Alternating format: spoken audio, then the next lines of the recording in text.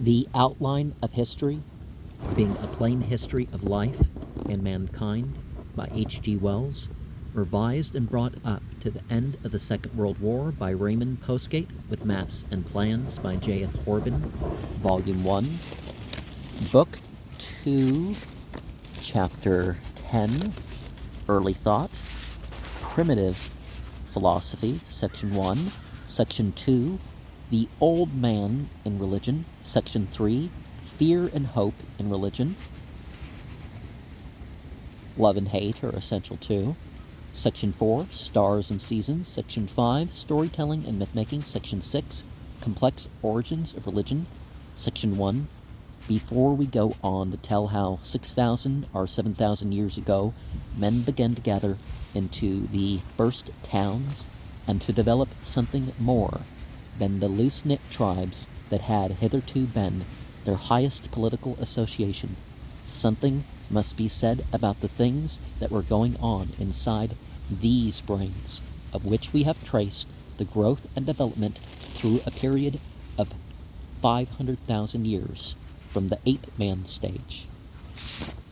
Well, if you take it back 11 million years, the difference is more about climate than, all of a sudden you just got big brains. I mean, compared to other primates, yeah, but that happened further back than we realized back then. What was man thinking about himself and about the world in those remote days? At first, he thought very little about anything but immediate things. At first, he was busy thinking such things as, here is a bear, what shall I do? Or, there is a squirrel, how can I get it? Until language had developed to some extent, there could have been little thinking beyond the range of actual experience, for language is the instrument of thought as bookkeeping is the instrument of business. It records and fixes and enables thought to get on to more and more complex ideas. It is the hand of the mind to hold and keep. Primordial man, before he could talk, probably saw very vividly, mimicked very cleverly, gestured, laughed, danced, and lived without much speculation about whence he came or why he lived. He feared the dark, no doubt, and thunderstorms, and big animals, and queer things, and whatever he dreamt about, and no doubt he did things to propitiate what he feared, or to change his love, and please the imaginary powers in rock, and beast, and river. He made no clear distinction between inanimate and animate things. If a stick hurt him, he kicked it. If the river foamed and flooded, he thought it was hostile. Well, people still do things like that, but that doesn't mean they think they literally blame the rock no matter what they swear at it. His thought was probably very much at the level of a bright little contemporary boy of 4 or 5. He had the same subtle unreasonableness, or transition, and the same limitations, but since he had little or no speech, he would do little to pass on the fancies that came to him, and develop any tradition or concerted acts about them. The drawings even of late Paleolithic man do not suggest that he paid any attention to sun or moon or stars or trees. He was preoccupied only with animals and men. Probably he took day and night, sun and stars, trees and mountains as being in the nature of things, as a child takes its meal times and its nursery staircase for granted. Some people say for granted, but that's not it's for granted, yeah. So far as we can judge, he drew no fantasies, no ghosts or anything of that sort. The reindeer man's drawings are fearless, familiar things, with no hint about them of any veneration. He may have felt that drawing a beast made it come. His drawings may have been magic drawings for luck in hunting, or making the whole thing a spiritual behavior, but They do not look like drawings for worship. There is scarcely anything that we can suppose to be a religious or mystical symbol at all in his productions. Well, now we're finding more and more of that. No doubt he had a certain amount of what is called fetishism in his life. He did things we should now think unreasonable to produce desired ends. Well, I think modern people with their programming have even more of a problem. For that is all fetishism amounts to. It is only incorrect science based on guesswork or false analogy, and entirely different in its nature from religion. No doubt he was excited by his dreams, and his dreams mixed up at times in his mind with his waking impressions and puzzled him, since he buried his dead, and since even the late Neanderthal man seemed to have buried their dead, and apparently with food and weapons. It has been argued that he had a belief in a future life, but it is just as reasonable to suppose that early men buried their dead with food and weapons because they doubted if they were dead, which is not the same thing as believing them to have immortal spirits, and that their belief in their continuing vitality was reinforced by dreams of the departed. They may have ascribed a sort of werewolf existence to the dead, and wished to perpetuate them. The reindeer man, we feel, was too intelligent and too like ourselves not to have had some speech, but quite probably it was not very serviceable for anything beyond direct statement or matter-of-fact narration. He lived in a larger community than the Neanderthaler or his own Neanderthaloid ancestor, or any great ape. Well, technically, humans are a type of ape, which is a type of primate. But how large the tribe, we do not know, except when game is swarming. Hunting communities must not keep together in large bodies, or they will starve. The Indians who depend upon the caribou in Labrador must be living under circumstances rather like those of the reindeer men. They scatter in small family groups, as the caribou scatter in search of food, but when the deer collect for the seasonal migration, the Indians also collect. That is the time for trade and feasts and marriage. The simplest American Indian is 10,000 years more sophisticated than the reindeer man. Well, people in the Americas were there a lot longer than people think. And honestly, the people of Western Europe were making their way over tens of thousands of years earlier than the Bering Land Strait. But probably that sort of gathering and dispersal was also the way of reindeer men. At Sloutre in France, there are traces of a great camping and feasting place. There was no doubt an exchange of news there, but one may doubt if there was anything like an exchange of ideas. One sees no scope in such a life for theology or philosophy or superstition or speculation. Fears, yes, but unsystematic fears, fancies, and freaks of the imagination, but personal and transitory freaks and fancies. Again, I think the post-glacial period was sort of the move towards secularism for real, though, rather than, religion wasn't a big deal back in the day. Perhaps there was a certain power of suggestion in these encounters. A fear really felt needs few words for its transmission. A value set upon something may be very simply conveyed. In these questions of primitive thought and religion, we must remember that the lowly and savage peoples of today probably throw very little light on the mental stage of men before the days of fully developed language. Well, written language. Primordial man could have had little or no tradition before the development of speech. All savage and primitive peoples of today, on the contrary, are soaked in tradition, the tradition of thousands of generations. They may have weapons like their remote ancestors and methods like them, but what were slight and shallow impressions on the minds of their predecessors are now deep and intricate grooves worn throughout the intervening centuries, generation by generation. Section 2.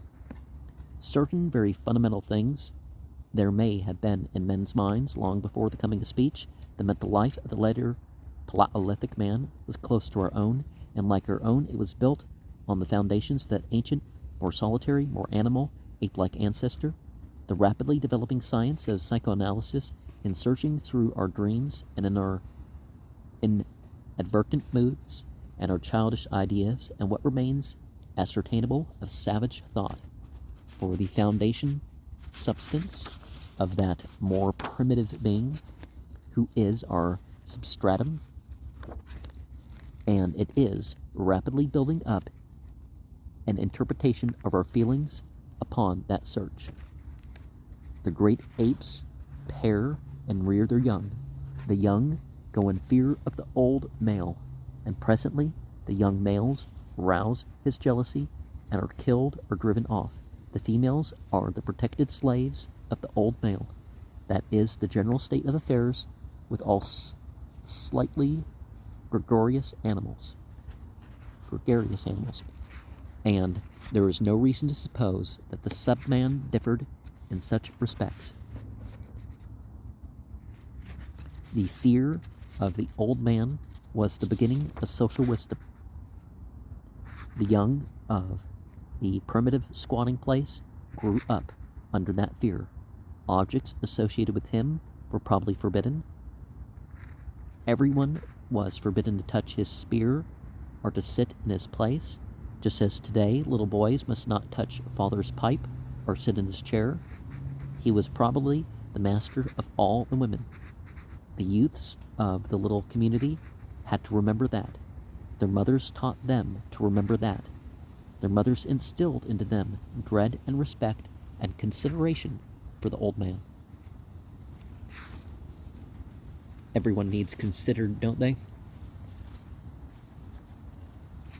The idea of something forbidden, the idea of things being, as it is called, taboo, not to be touched, not to be looked at, may have thus have gotten well into the subhuman mind at a very early stage indeed. J.J. Atkinson, in his Primal Law, an ingenious analysis of these primitive taboos which are found among savage peoples all over the world, the taboos that separate brother and sister, the taboos that make a man run and hide from his stepmother, traces them to such a fundamental cause as this. Only by respecting this primal law could the young male hope to escape the old man's wrath. A disposition to propitiate the old man, even after he was dead, is also quite understandable.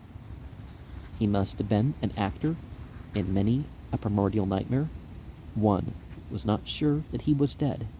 He might only be asleep or shamming.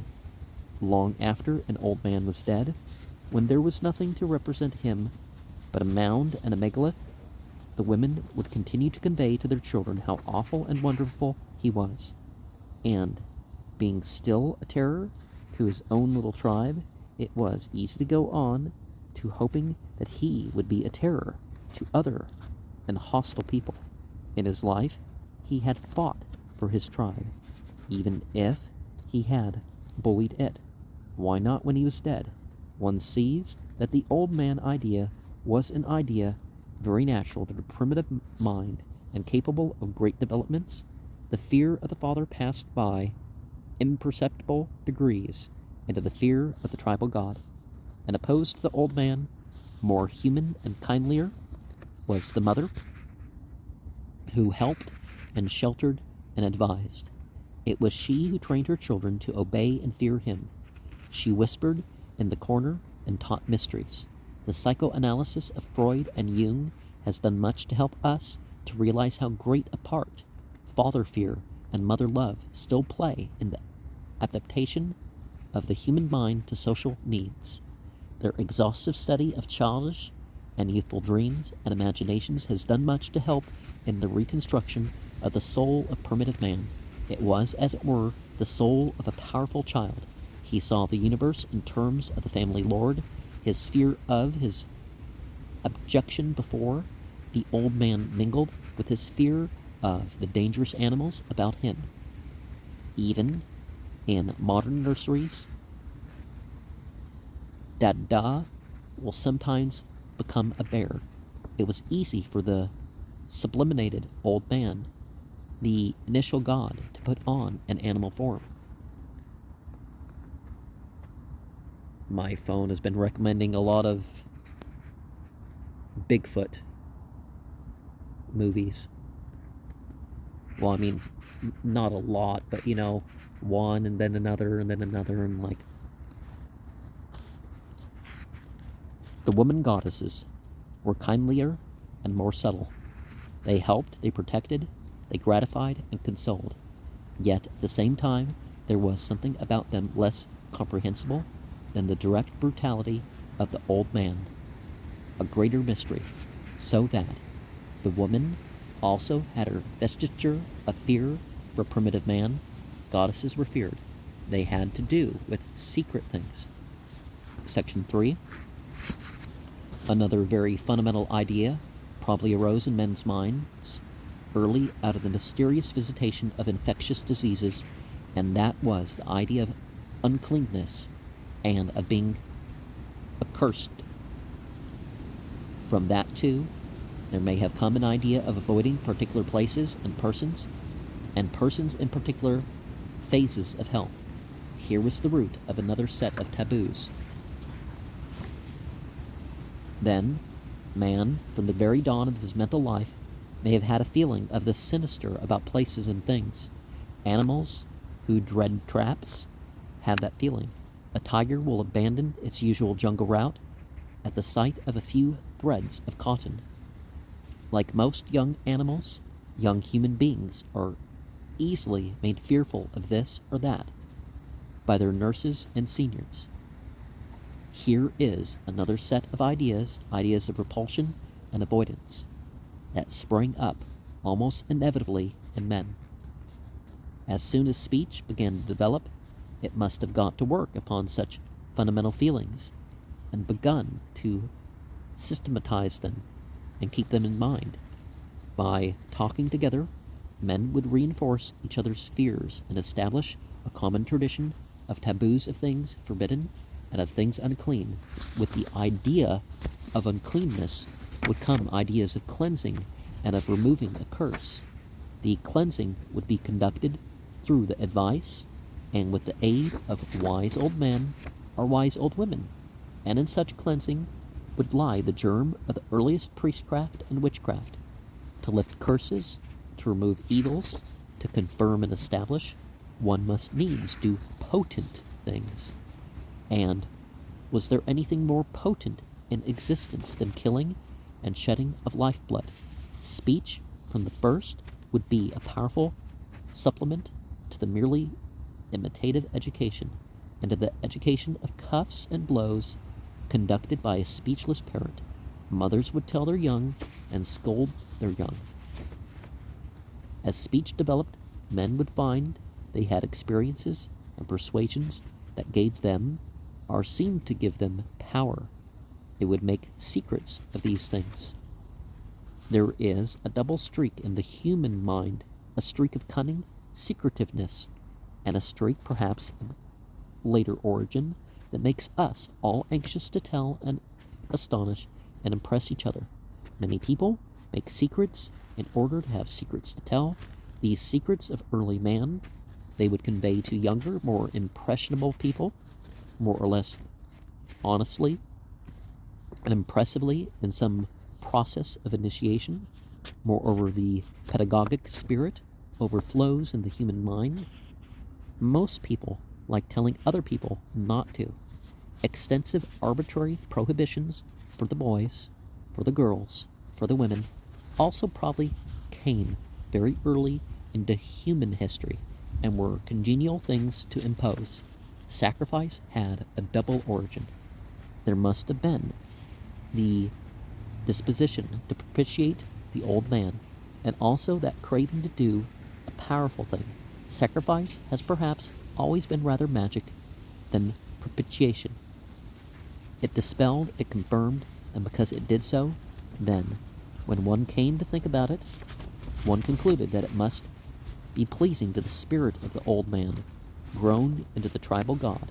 But it was done because it was done, and because it was a tremendous thing to do.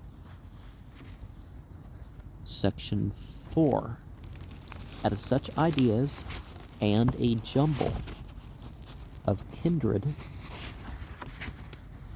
ones grew the first quasi-religious elements in human life.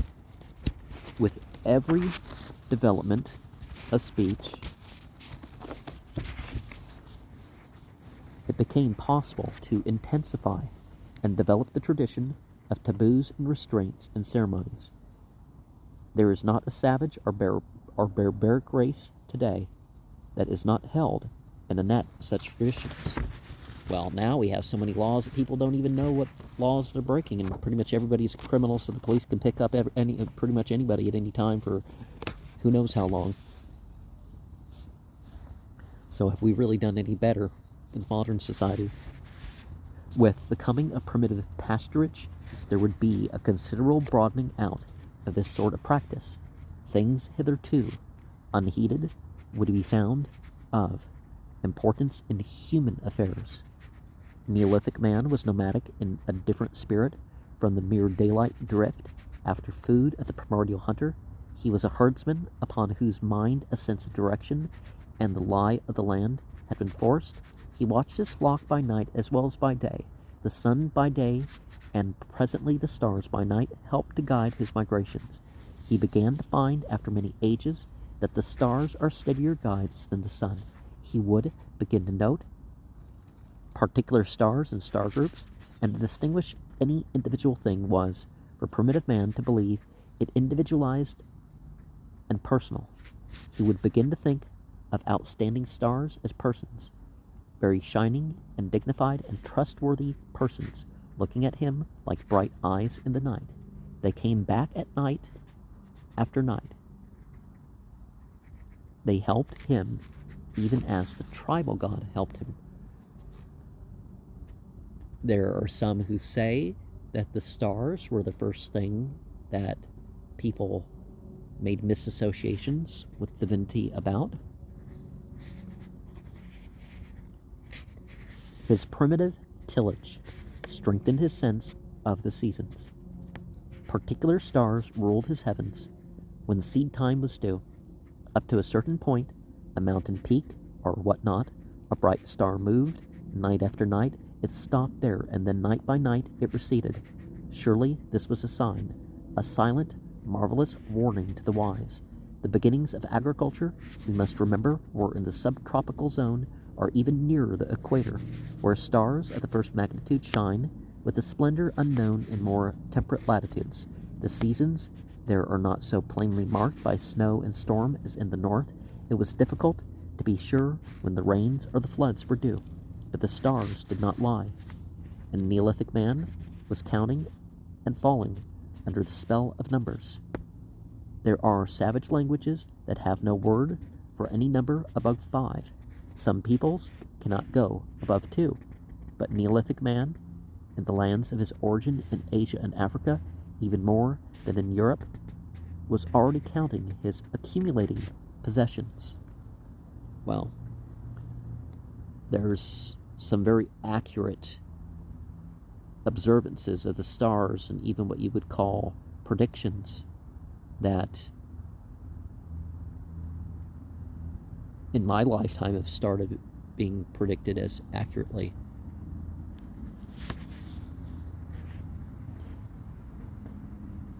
But it's thought that it started by predicting women.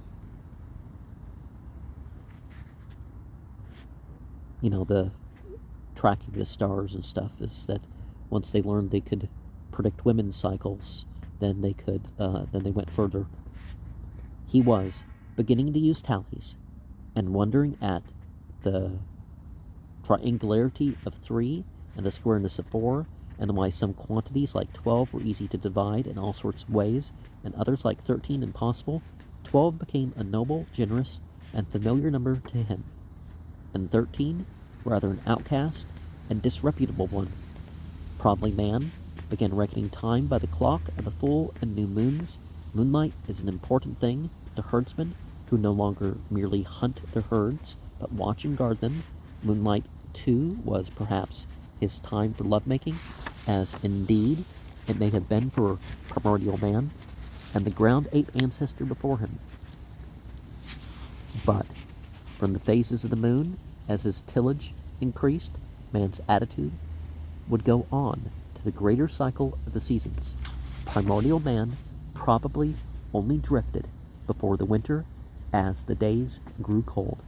Neolithic man knew surely that winter would come and stored his fodder and presently his grain. He had to fix a seed time, a propitious seed time, or his sowing was a failure. The earliest recorded reckoning is by moons and by generations of men. With agriculture began the difficult task of squaring the lunar month with the solar year, a task which has left its scars on our calendar today. Easter shifts uneasily from year to year to the great discomfort of holidaymakers.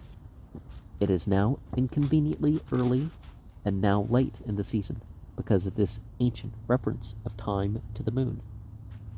And then there's the different opinions of Easter. So it kind of ranges from the equinox to the cross quarter.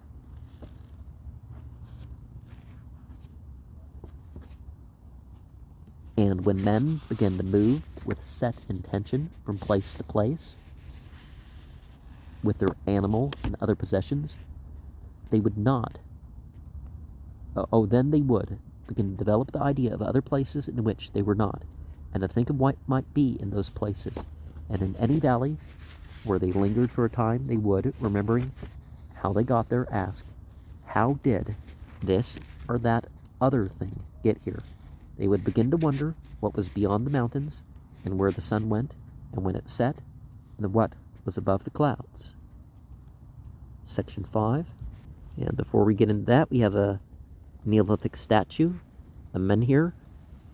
There's some interesting ones in Siberia. The capacity for telling things increased with their vocabulary. The simple individual fancies, the unsystematic fetish tricks, and fundamental taboos of Paleolithic man began to be handed on and made into a more consistent system. Men began to tell stories about themselves, about the tribe, about its taboos, and why they had to be, about the world, and why for the world. A tribal mind came into existence, a tradition. Paleolithic man was certainly more of a free individualist, more of an artist as well as more of a savage than Neolithic man. Neolithic man was coming under prescription. He could be trained from his youth and told to do things and not to do things. He was not so free to form independent ideas of his own about things. He had thoughts given to him. He was under a new power of suggestion. To have more words and to attend more to words is not simply to increase mental power. Words themselves are powerful things and dangerous things. Paleolithic man's words, perhaps, were chiefly just names. He used them for what they were. But Neolithic man was thinking about these words. He was thinking about a number of things with a great deal of verbal confusion and getting to some odd conclusions. In speech, he had woven a net to build his race together, but also a net to bind his feet. Man was binding himself into new and larger and more efficient combinations, indeed, but at a price. One of the most notable things about the Neolithic age is the total absence of that free, direct, artistic impulse which was the supreme quality of later Paleolithic man. We find much industry, much skill, polished implements, pottery with conventional designs, cooperation upon all sorts of things, but no evidence of personal creativeness, self-suppression, is beginning for man. Men, for men, man has entered upon the long and tortuous and difficult path toward life with the common good, with all its sacrifice of personal impulse, which he is still treading today. And did I say the caption, the carved statue, menhir of the Neolithic period, in contrast to the freedom and the core of Paleolithic art?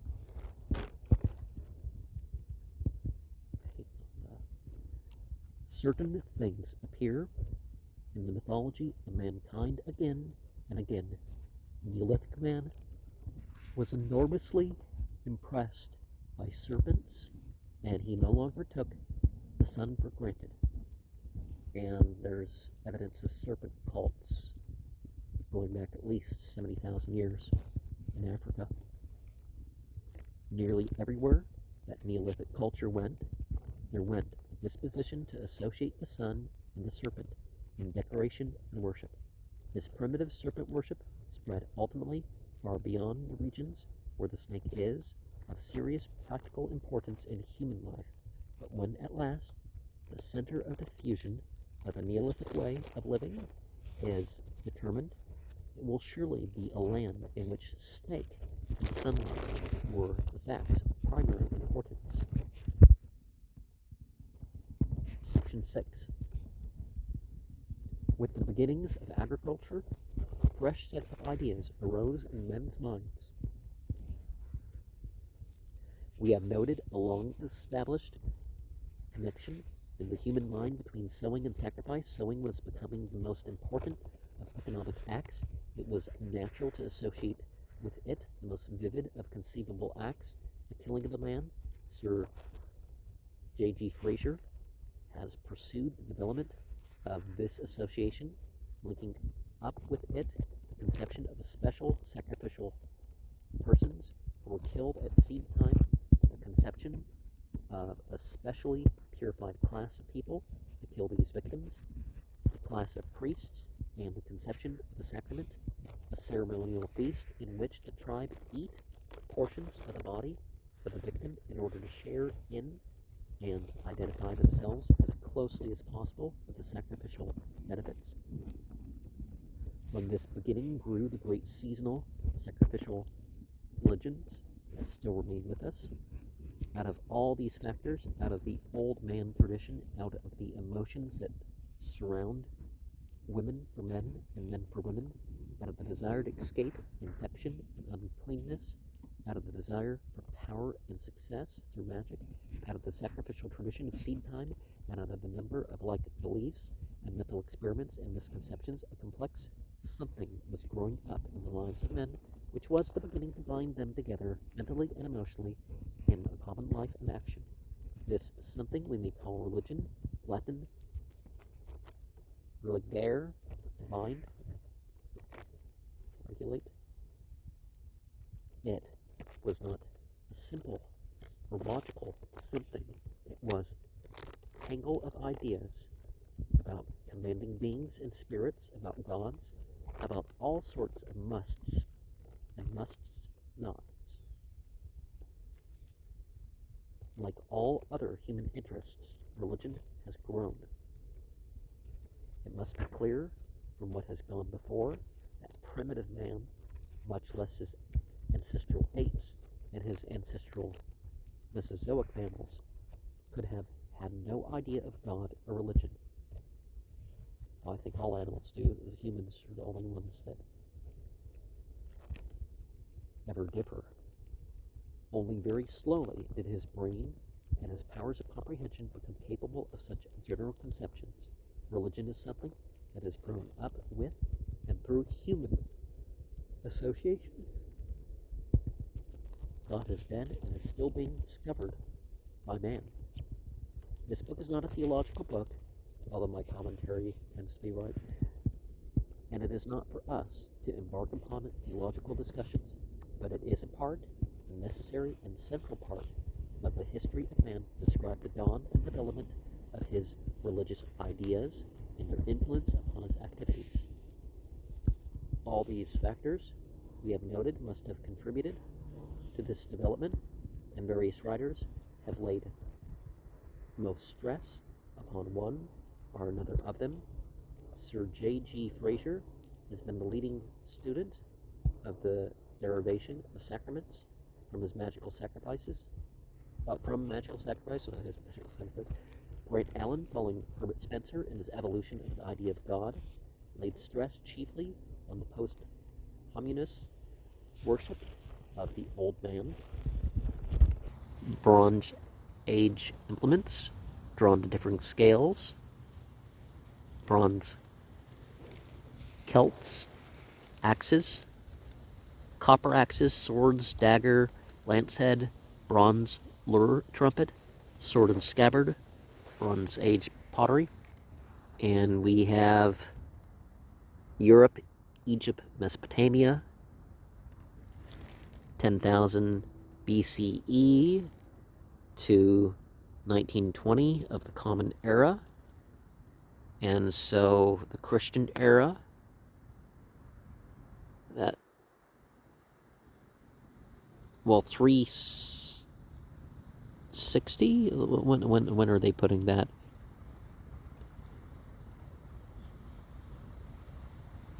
Or maybe, no, maybe they just put the date where people tend to think Jesus was born.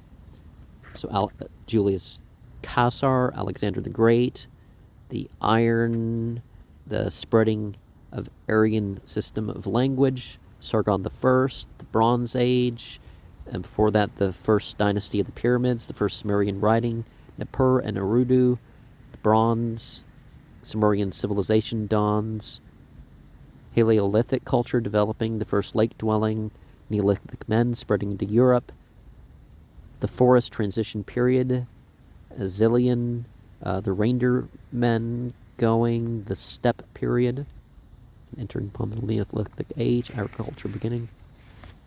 Sir E.B.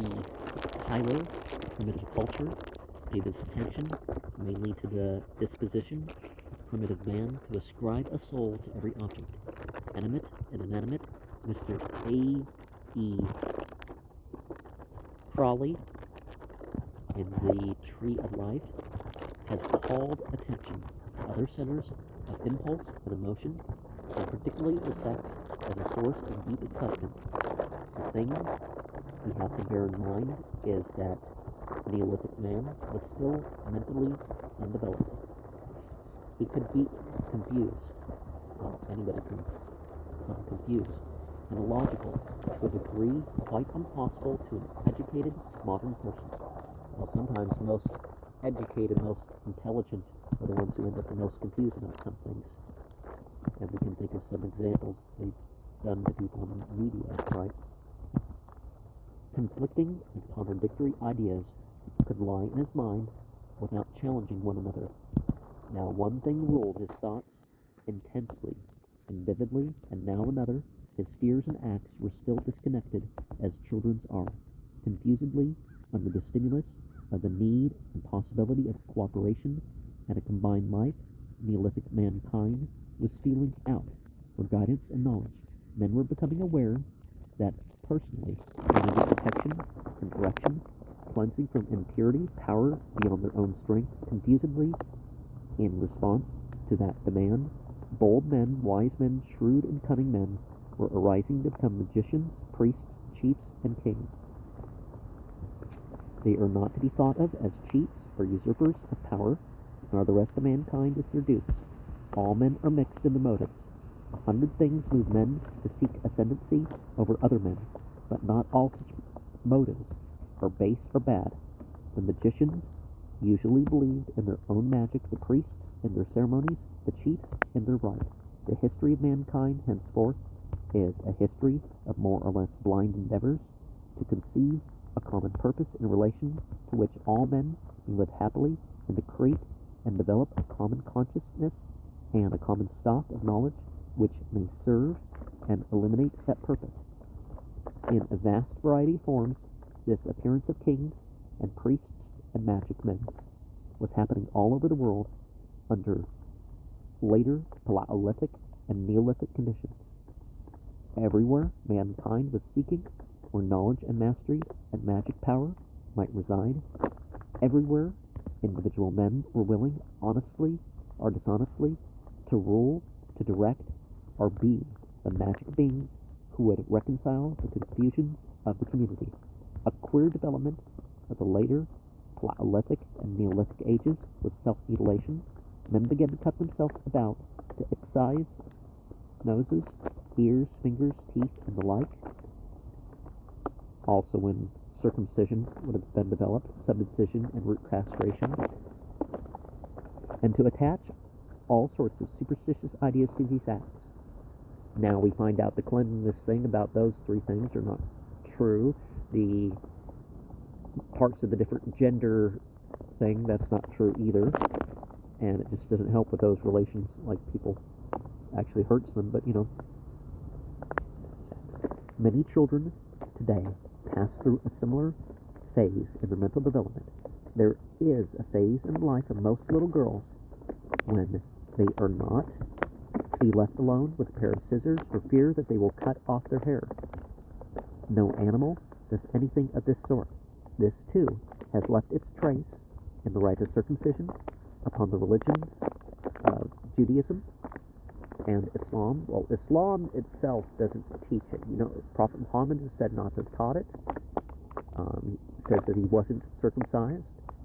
There's Quranic reasons against circumcision, and there's also Hadith reasons against circumcision. Just because it was tolerated of other communities doesn't mean, but eventually it became the tradition because it was North Africa, Europe, all over the place it was still practiced.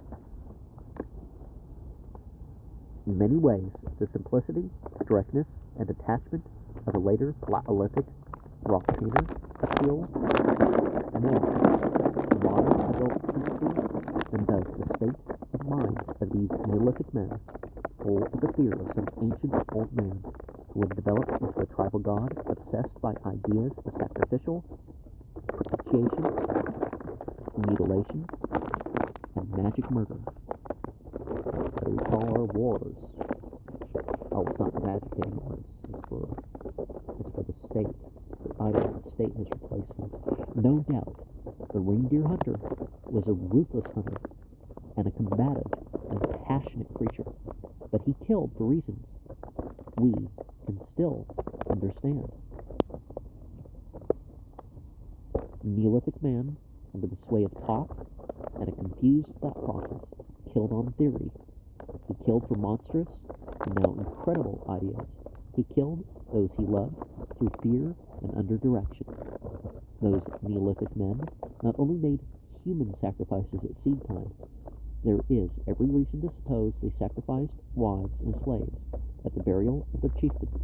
They killed men, women, and children whenever they were under adversity and thought the gods were athirst. All these things were passed on into the Bronze Age.